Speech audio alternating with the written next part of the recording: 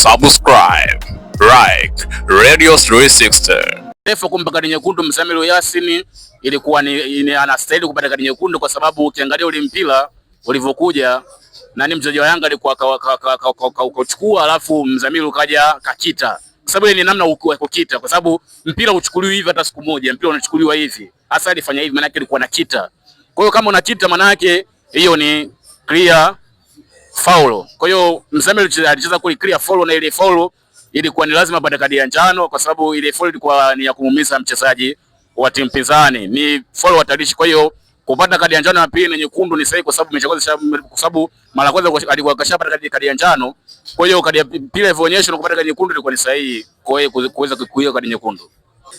Anaweza nikasema haikuwa asili sana, kwa sababu ya mechi pasipo kupoteza, lakini pia hata kipindi ambacho wao wako kamili hawakuweza kupata goli. Kwa hiyo mimi nafikiri sidhani kama iliwasili sana, japo kucheza ndani, kucheza kwa idadi chache ya wachezaji inakupa wakati mgumu, lakini kwa wao kidogo waliweza kuini hiyo nani hilo tatizo, na hili iliwasaidia pia, kwa sababu mwisho siku waliamua kufanya ni kurudi nyuma, pengine kupungua kwa wachezaji. Kwa hiyo imekuwa ni chachu kubwa ya wao kutokupoteza zaidi kuliko kwa wametimia, kwa sababu kwa wametimia zaidi maana yake wanaendelea kufunguka na lolote linaweza kutokea kipindi kile cha pili. Lakini baada ya kupata kadi nyekundu ikawalazimu sasa, kwa nini? Kwa sababu tupo pungufu, basi turejee nyuma tuweze kukaba. Kwa hiyo upande wa pili kadi nyekundu inaweza kuwa ina manufaa kwao, kwa sababu baada ya kuona wana kadi nyekundu wakajiona wako wachache, kwa ikabidi waanze kuzuia sasa direct, tofauti ilivyokuwa mwanzo walikuwa wanazuia.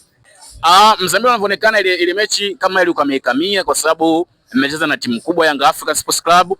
Kwa hiyo yeye mwenyewe anataka kuonyesha kwamba yeye ana ubora, na anataka kuonyesha kwamba yeye ni mchezaji ambaye anaweza kucheza mechi yoyote na kaonyesha ubora wa hali ya juu. Na ndio maana tukilifaa kwenye baadhi ya matukio kabla ya yeye kucheza follows, kuna matukio yalikuwa yanaonyesha kwamba ni mchezaji ambaye anacheza kwa kujiamini zaidi, kwa kuonyesha kwamba yeye ana ubora na uwezo kama mchezaji wa Yanga. Kwa hiyo yeye hakutaka kuonekana kwamba yeye yuko kwenye yeye ni mdogo kulingana na timu ndogo, bali anataka kuonekana kwamba japo yupo kwenye timu ndogo lakini ni mchezaji mkubwa. Kwa hiyo mwisho siku anacheza kwa tempa ya juu kuonyesha kwamba yeye ni kiungo ambaye ni mzuri kwenye kukaba, ni mzuri kwenye kucheza.